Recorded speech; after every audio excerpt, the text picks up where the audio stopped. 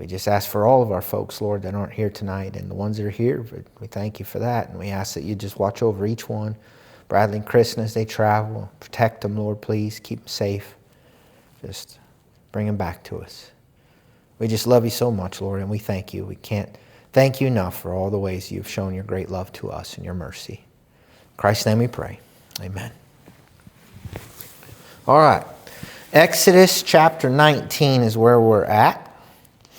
And as we look at Exodus 19, we're going to talk a little bit about the idea of the deliverance of God and the way he describes it here. And so I'm going to begin in verse 1. It says, in the 3rd month, after the sons of Israel had gone out of the land of Egypt, on that very day they came into the wilderness of Sinai. And that's really important because we have a timeline. So it may feel like we've been going over this for a while, but the reality is that not that much time has passed. And when you do the math, it's very interesting because they left on Passover, right? And they're getting to Sinai around the 50th day. What else falls on the 50th day after Passover? Pentecost, right? Penta is 5, right? So 50 days after Passover. We're going to come back to that, so don't forget that. That's an important thing because at Pentecost comes the Spirit of the Lord in the book of Acts, right? The Spirit of the Lord is poured upon his people. And in this case, what is revealed to them? The law of God is revealed at Sinai. And so we're going to look at those and compare them at some point in this study. And so I just wanted to remind you of the timeline of that. There's no coincidence in that. And it's important. And so verse 2, we'll come back to that thought. They set out from Rephidim, which we had talked about the last couple weeks, and came into the wilderness of Sinai. And they encamped in the wilderness. There Israel encamped before the mountain, right? Remember, this is Mount Sinai, or also called Mount Horeb, right? Or the mountain of the Lord, it's referred to. This is the same mountain where we have the burning bush incident happened, right? Where God revealed himself to Moses and told him of what he was going to go do. It's time, Moses. 40 years after he had been out in the wilderness shepherding sheep, right? And so he's there at the mountain. And then I told you, I think, if I remember correctly, I told you this, that Josephus accounted that Moses went up on that mountain and that it was great for grazing because nobody would go up on it. They recognized that God had done something special with that mountain and had revealed his presence there in some way, and so they were afraid to go up there. And Moses goes up there and he's pasturing the flock and then has the burning bush moment, right? And so they get back to that mountain, which is most likely, like we talked about, in Saudi Arabia, modern-day Saudi Arabia, down there at the bottom. And so it says, you yourselves have seen what I did to the Egyptians, verse 4, and how I bore you on eagle's wings and brought you to myself. Now, what does he mean by that? You yourselves have seen what I did to the Egyptians. Well, when you go back to that, this is fresh. This is 50 days. Since they saw the Egyptians. And if you want to go back to the timeline of the actual plagues, we're talking about probably over 10 to 15 days. So we're not talking about very much time, right? This is fresh on their mind. He says, remember what God did to bring you out from the Egyptians. And so he says, basically, and how I bore you on eagle's wings and brought you to myself. And so he describes the deliverance of bringing them out as this idea of bearing them on eagle's wings, which is interesting. He uses what we'd call a simile, right? Or an illustration for them to understand this. And there's some question about this among scholars. What do eagles do this? Well, first of all, what's the first thing you think of when you read that verse about an eagle? What do you picture in your head? Strength, okay. What do you picture, though, in the U.S., I'll say? What eagle do we pay attention to the most? The bald eagle, right? Well, they don't have really a bald eagle over there. So the bird that this is, it's a bird of prey. It's a bird similar to what we would understand as an eagle, but it could be a vulture of some type that they also put their nest way up high on the cliff. It doesn't necessarily going to be exactly like what we have, but it's the same idea. It's a bird of prey that soars beautifully. And even, by the way, even our vultures soar pretty nicely, don't they? They're pretty to watch. They're kind of a scary looking bird up close, but when they're flying, they're beautiful. And the way it's described in the scripture, vulture sometimes is another word that's used, and it's a different word in the Hebrew to illustrate that. So we don't know the exact bird in mind, but we know it's one of these birds of prey that has a reputation for its soaring and of having its young way up high in nest. Okay, very similar to our eagle, but probably different in look a little bit. And so the question is that a lot of scholars ask is, does this actually happen with eagles? Do they bear their young on their wings? And there's a lot of people that speculate on this. And so it turns out, though it's not normal everyday behavior that you can constantly witness, there are accounts of people witnessing this. And here's kind of an example of that. So I'll read to you a couple of examples of it. Let's see, where's my note for that? I lost it. The bird folks, what are they called? Ornithologists, I think is the word, are the ones that study their behavior. Some of them say, no, this isn't the case, but there are multiple documented cases where they did witness this. So it's just not everyday sight, and it's probably one of those things that it doesn't happen all the time. It happens when it's necessary because they're teaching the young to fly or whatever the case might be. And so there's an example. A lady in Ojai, California was watching this particular eagle, her and her father, and they're watching it up on the cliffside. I think it was about 250 feet up the cliff. It was pretty far up there. So they're watching it with binoculars or whatever. And they watch, and this eagle would actually take its young, pick them up, carry them out over the ledge and drop them. And then let them fall about 50, sometimes even 100 plus feet. And then swoop underneath them and pick them up if they weren't flying properly. I thought that's pretty wild, to imagine seeing that. So apparently it's not super common, but there is documented cases of it, of this happening. There was another one that mentioned the same thing, where they saw the eagle swooping down. And in both cases, it wasn't that the eagle even jumped out of the nest to fly on its own. It was, mom said, hey, it's time to learn. Here you go. But didn't leave them completely up to themselves to figure that out. And apparently were willing to go underneath. And I've seen, some places say, well, they'll get underneath them and kind of create an air pocket almost and kind of float them up a little bit to give them a second to catch their wings, I guess. In the case of the lady in Ojai, it actually said it landed on the back of the bird. And so either way, it's a neat picture. And so he describes how he took Israel out of Egypt in this way. Now, how would that correlate? Now, let's go back to when he brings them out. Did he do anything to make it something where they had to kind of take a step of faith? What did he do? Where did he make them uncomfortable? We'll talk about that too. Where did he make them? What's one of the first things that happens to make them go, what are you doing to us? No food, no water. Well, before that even. So before they ever leave Egypt, what's the first thing? Moses and Aaron go to Pharaoh and they talk to him, and what's the first thing that happens? They increase the workload. Remember, they said, hey, guess what?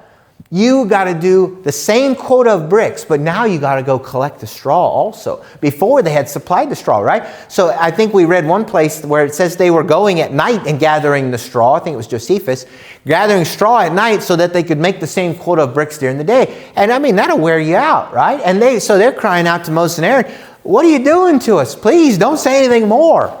We're already getting this extra workload. So what was the Lord doing? He's prepping them for this, right? And so you got to imagine, if you're a baby eagle, where's your comfort zone? In the nest with mom. Man, mom feeds you, she protects you. Everything is pretty good right there. Why would you want to leave? And so what happens?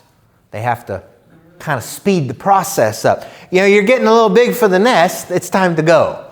And then I'll be there just in case you don't land or you're unable to fly properly.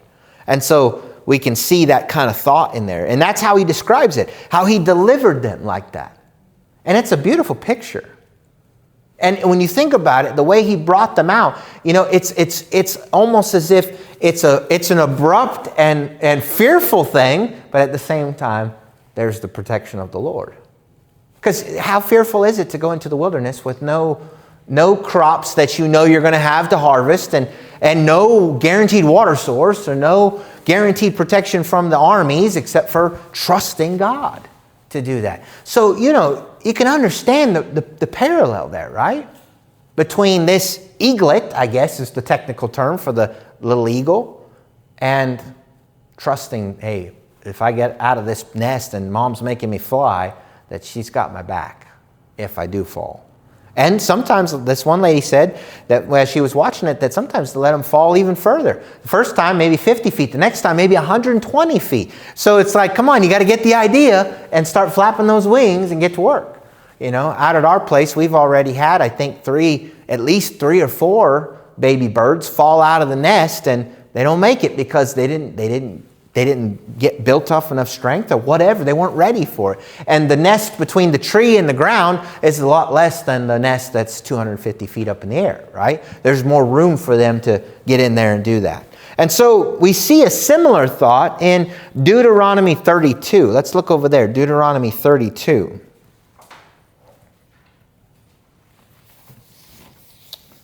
As you're turning to Deuteronomy 32, I want to make one other point about this. He not only says, how I bore you on eagle's wings, but he says, and brought you to myself. So what God was doing there wasn't just about removing them from Egypt. It was about having a relationship with his people, right? Where they would be able to worship and sacrifice, and where they would be able to have a relationship with God that was unhindered by the Egyptians and their culture and their situation. And so he says, I brought you to myself. And so sometimes we forget about that aspect of it, right? Everybody talks about, you want to be saved from hell. Well, there's more to it than that, right? And of course, we don't look at it the traditional way anyway. But you know what I mean. We recognize there's more to this. It's not about just being removed from something or being delivered from something. It's about being delivered to something. A relationship with God in which we are able to have communion with him and have fellowship with him and with his people.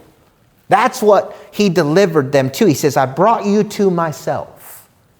That's a beautiful thought when you think about it. That the Creator would bring us to him so that we can have a relationship with him. And that's exactly what he did with them. And so Deuteronomy 32 verse 7, we see more of this instinct of how God brought them through and took care of them like this eagle takes care of its young.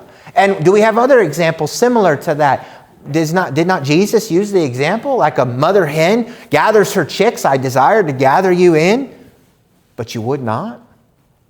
Same thought, right? Deuteronomy 32 verse 7. It says, remember the days of old, consider the years of all generations. Ask your father and he will inform you, your elders, and they will tell you. When the Most High gave the nations their inheritance, when he separated the sons of mankind, he set the boundaries of the peoples according to the numbers of the sons of Israel. Now, you got to go read that in another version, because ESV or the Septuagint talks about that a little bit different. Because what I believe it's really indicating is that he distributed the nations according to the angels. And if you go look in the Septuagint, you'll see it that way. And so what's he talking about? He's talking about what we see later in Daniel about the Prince of Persia and all of that. There seem to be angels assigned to nations, and there's a warfare going on within that. And so he says he set them aside. And sons of Israel is not really the best translation of that. But we'll look at that another time in more detail. Verse 9, he says, for the Lord's portion is his people. Jacob is the allotment of his inheritance. He found him in a desert land and in the howling wasteland of a wilderness. He encircled him. He cared for him. He guarded him as the apple of his eye. What does that mean, the apple of his eye? What do you think of when you hear that phrase? Special, set aside. Apple of It's kind of the center of attention, right? Yeah. Absolutely. Yeah, all of those things. He says he guarded them as the apple of his eye. He cared for them, right? They were his. He protected them. It says, and as an eagle stirs up its nest, verse 11, and hovers over its young, he spread his wings. He caught them. He carried them on his pinions. So when we read in Exodus 19, we're seeing a very similar example here, aren't we? Of this idea of this eagle catching its young on its wings. And so it's not a foreign concept that we have two witnesses, right, of this example. And so whether the ornithologist recognize it or not doesn't really matter. And we could say, by the way, they're watching eagles over here. It's not as common for bird watchers to watch eagles over in the Middle East, apparently. They got more things to deal with over there. We get bored over here and we like to watch our birds, That's pretty neat. And so over there, that's not as big a thing. And so there's far less people paying attention to those things over there, it appears. And so it may be different with those birds, maybe vultures, maybe whatever type of eagles they have there, whatever birds of prey they have there, maybe that behavior is more common for them. And so twice, though, we see this idea of he spread his wings, he caught them. But he also says he stirred up its nest. Now, why would you stir up the nest?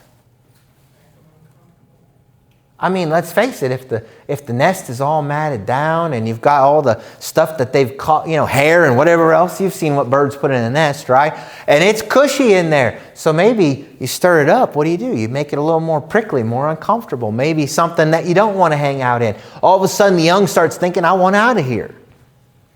That's part of the process. Because think about it, is the job of the mother eagle, I guess we'll say, is the job of that eagle to keep them in the nest forever? Is that the goal? Was that the goal with your kids? Some of you might feel like that sometimes. Maybe Travis was going to go for that option. How long can I keep her here? Right? Hey, my wife, she had a hard time leaving her parents. She loved it there. They were good to her, She's like, man, I got to go with this stranger, this guy. So, it's not, that's not the parenting process, right? Let's raise up children so they stay in the house forever. That's not the idea. Though you might want that, the reality is they need to be able to grow up and learn and do all the things they need to do, right? And so you equip them for that. What does the eagle do? The same thing. Equip the babies because otherwise they're going to die, right? They have to learn how to eat. They have to learn how to hunt. They have to learn all of those things. A certain amount of that's instinct, no doubt, but a lot of that has to do with watching the mother. We had ducks and chickens in Hawaii. Well, this one time we had a duck pair, and we had a chicken egg that hatched. And I don't remember, what did we do? Was it verse the other way? Was it duck baby that hatched with the chickens? The mother chicken hatched? I can't remember. One or the other. But you know what? Whatever hatched, even though it was a different species, guess what it did? It did a lot of things that the other one did. And so, it's contrary to it. And so if you raise a goat around dogs its whole life, guess what it acts like? It acts like a dog. I've seen it. It's crazy how it works. And so the eagle's job is to train its young, right? Part of that is got to get you out of the nest. Because you're not built to be a duck and waddle your whole life. They soar, man. Eagles soar, right? And that's their intent and that purpose. And so he says, I'm going to spread his wings. He says he's going to spread his wings, and he caught them. He carried them on his pinions. Now, why use two different words? What's a pinion? Probably you're a bird guy. It's a section of the wing. So the wing word covers the whole wing, right? The pinion covers the specific part of the wing. Yeah?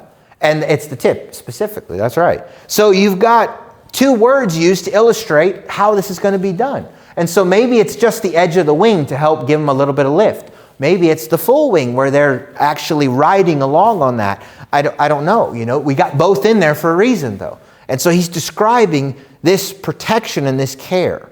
And imagine, you've got this bird is falling, and all of a sudden, mom swoops in underneath and catches it. I mean, that's a beautiful thought, right? It's trying to learn how to do what it needs to do, just like Israel was doing. Israel was not ready for full-blown living on its own, so to speak, was it? When they left Egypt, how dependent were they on God? Every bit. If he did not intervene, would they have died in that wilderness? Absolutely. They had two choices. If he doesn't intervene, they either got to go back to Egypt, and they're probably going to die doing that because they were angry, or they were going to die of hunger and thirst in the wilderness. And so they were dependent. God had given them multiple things to make them uncomfortable. He had stirred the nest. He had given them an increase in their workload. He had given them these things that would cause them to be uncomfortable so that they might be willing to make this journey. Because think about it. If you've been somewhere, whether you think it's 400 or 200 years, either way, however you make that timeline out, that's a long time. Would you be used to your living situation by then? Sure. And what's the hardest thing for humans? Change. What do we hate more than anything? Man, you change stuff. It drives us nuts. We can't stand it. If Becca moves stuff in the kitchen, freaks me out. You know, she moves something, I can't find it for like a week. I finally have to break down and ask her, where'd you put that thing? And she's like, it was right here. I don't do well with change. Wait till she says, I don't remember. Yeah. Or I didn't move it. Right? That could be. That could be. So far, she's able to tell me where it's at. But I'm prideful, and so I'm like, well, I'll find it, And a week finally goes by, I'm frustrated, I can't find it, and so I ask. But you get the idea, right? Change is not easy on us. So what did he do? He says, okay, I'm going to increase your workload, but I'm also going to give you a positive side. What did he give them in the positive? The affirming. What affirmed that God was going to give them what they needed to do this journey? What do we see? The power, right? Think about how he brought the plagues. And each time he brought the plagues, what was happening in Goshen? They were okay. So what were they learning? God's with us. He's protecting us, right? So yes, he made them uncomfortable so that they would be able to grow. They'd be able to go and be free. We don't like to be uncomfortable, but we just don't think about it as God is making us uncomfortable to bring us to a further position or glory or moving us to grow. Does that make sense? And so he was doing that with them, and they didn't like it. They said, Lord, just leave us alone. Don't say any more, Aaron and Moses. We already got more work now. But God was working. He was moving, and he was doing it in a way to help them understand. Not only is it going to be better where we're going, but I'm going to protect you along the way. I'm not going to just let you fall to your death. I've got you. And so he uses these beautiful metaphors and pictures to help us illustrate and understand that. And it's a beautiful thing when you look at how God does this. In verse 12, he keeps reading there. If you keep reading there, it says, the Lord alone guided them. There was no foreign God with him. Who else was there? This is just him. Now that's an interesting phrase. He's going to use it numerous times. There was no one else. I am it, he says. When is Israel going to get that in their head, right? We struggle with that too. It's funny. It's amazing to me. I can be reading these passages about what he's telling them about this. And in my mind, I'm worrying about something. Isn't that amazing? That we sit there and go, look at Israel, look at what he's doing. Can't you see it? Can't you see the hand of God? And then right in that moment that we're reading those verses, I catch myself worrying about something and forgetting I'm relying on the same God who swooped down and caught his young, who bared them out and carried them, as we'll see again. He had him ride on the high places of the earth. There's another thought in there, right? In order to swoop down and get them, what was the next step after that? To elevate them back up, right? That's what he was doing. He was strengthening them. He was supporting them. He was lifting them up. He made him ride on the high places of the earth, and he ate the produce of the field. He made him suck honey from the rock and oil from the flinty rock, curds of the herd, milk of the flock with the fat of lambs and rams, the breed of Bashan and of goats with the best of the wheat. And you drank wine of the blood of grapes. But Jeshurun became fat and kicked. What happens? Why do we become fat? Because we've exceeded the amount we needed, right? And we become overdone, if you will. He says, you became fat and kicked, thick and obstinate. Then he abandoned God who made him and rejected the rock of his salvation. Now that's a lot like saying, you know what, I got this without you, and you ain't ready to fly yet. How's that going to end? If she don't swoop down, if he don't swoop down, if you will, and rescue. It's not going to go well. I think about that. Sometimes it's a bumpy ride, folks, this life of service to our God. He never promised that it would be without struggle. Matter of fact, he told us the opposite.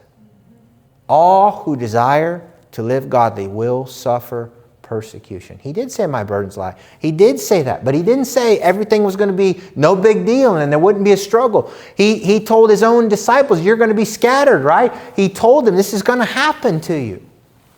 This isn't easy. It's not going to be an easy thing. There's nothing easy about being pushed out the nest, dropping 100 plus feet, and then all of a sudden getting lifted up. That's probably startling to the baby eagle. If I had to guess. I'm not an eagle, but I'm just thinking, you know. But that's how life feels sometimes, doesn't it? But the thing is, we can't forget who's there. Can't forget the one who's constantly been there for us, so that we're reminded. And so I'm amazed by the fact that I can read these verses and immediately be thinking about what I'm worried about and forgetting the whole point. What is he doing in my life? Maybe we're just in the free fall at the moment. He's still there. Has he ever let us down? Not one time. It may not have gone like we thought it should, but did that mean it was wrong?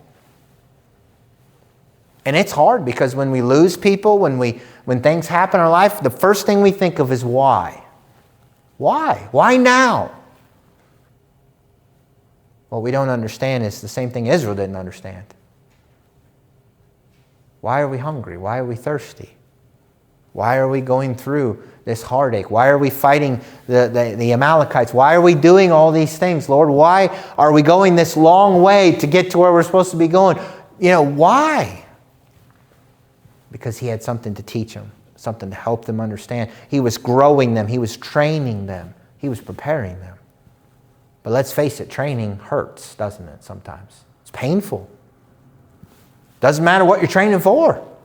You fall off horses, right? It hurts. You fall off. You know, when you're training for a sport, you fall, you hurt, get hurt. There's things that happen that set you back, and you make a choice whether you are going to keep on going in it or you're going to give up.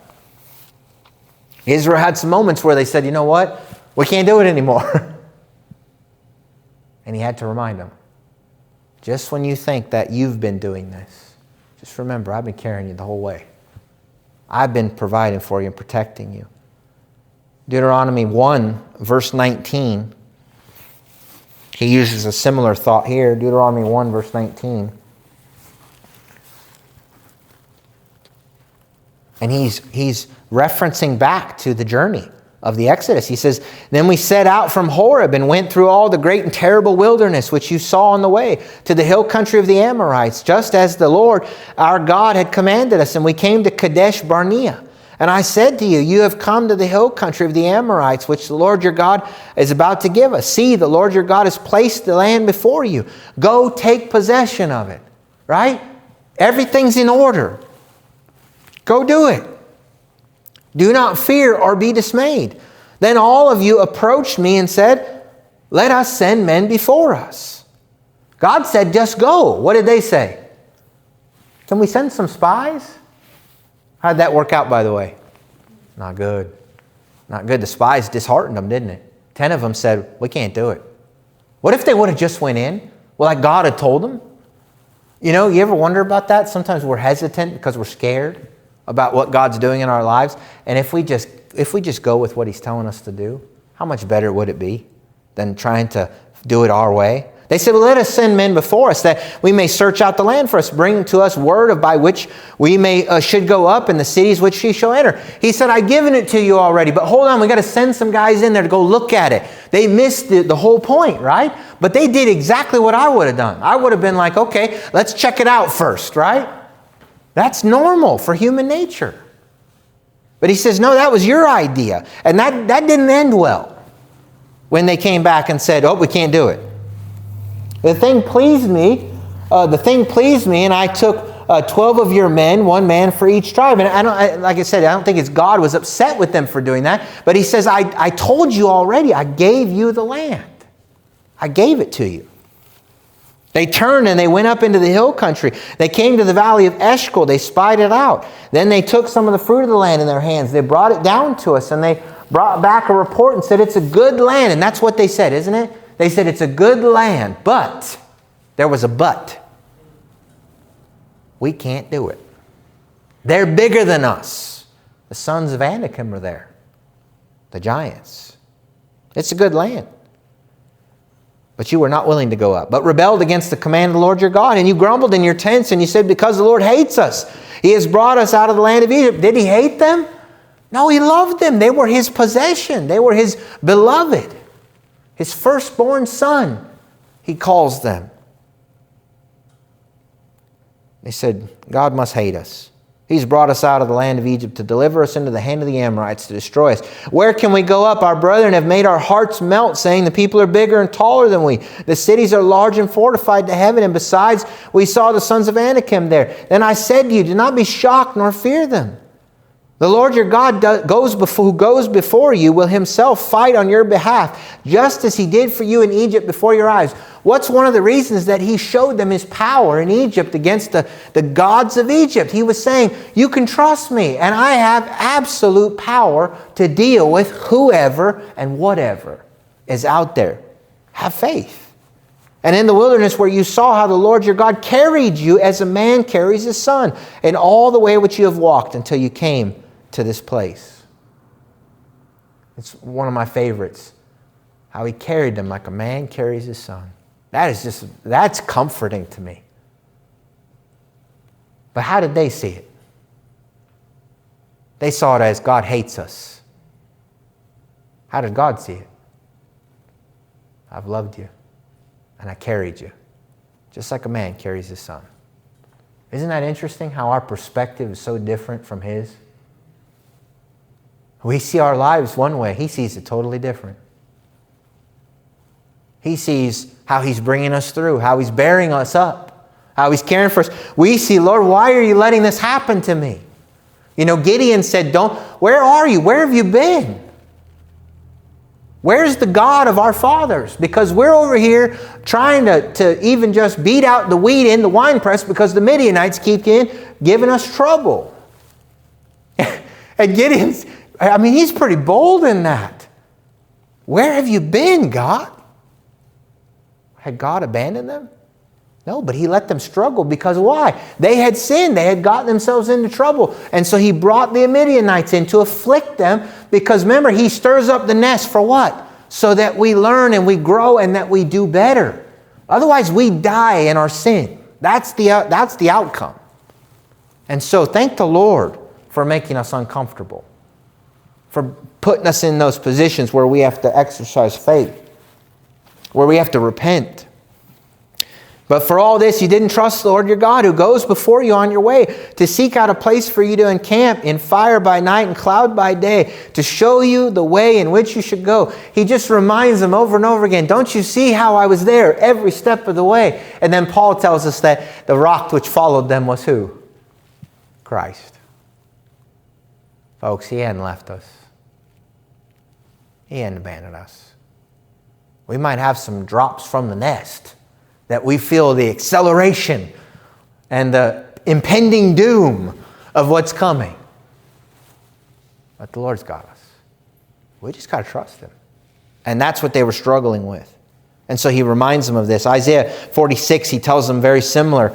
He tells them, and I'll skip down for sake of time, but he says beautiful words in Isaiah 46, verse 3. He says, let me listen, O house of Jacob, and all the remnant of the house of Israel, you who have been born by me from birth and have been carried from the womb. Even to your old age I will be the same, and even to your graying years I will bear you. Your whole life, he says, I will carry you. I will bear you. I've done it. I will carry you. I will bear you, and I will deliver you. And then he goes, to whom would you liken me to? Who would be my equal? What's he been telling them all along? I'm it, guys. I am the God. And I got you. Man, if you get a hold of that it's Jehovah, the only God, the God, is the one that carries us every day, we can have some comfort, can't we? Some confidence, some reassurance, even when it looks bleak and scary. Don't jump to Lord hates us. Say, Lord, what are you teaching me? What are you showing me? Make me strong. You know, there's a great saying. It says, don't make the hard things easier. Make me stronger to get through them. You see the difference? I mean, if let's say you want to get strong, right? Okay, you want to get strong. You want to grow in strength. So we take and drop if you're lifting weights, we take and we drop the weight down to where it's hardly hard to do. It's easy, but are you going to get stronger? The only way to get stronger is progressive overload, right? You got to increase the weight. So don't make it easy. Make us stronger in the process. That's what we're looking for. That's what Israel needed to be looking for.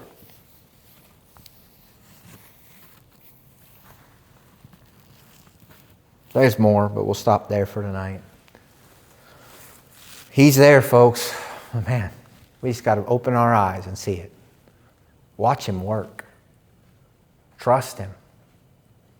And recognize that when we think we're falling, He's already got the plan of how He's going to deal with us and help us through it. Man, He knows the beginning from the end, one of these passages says. That's a reassuring thought. Because I sure don't. I don't know what's going to happen in 10 minutes from now. 5 minutes, 30 seconds, okay? I don't know. I have no idea. But He does. And that encourages my heart. Any word, any thought?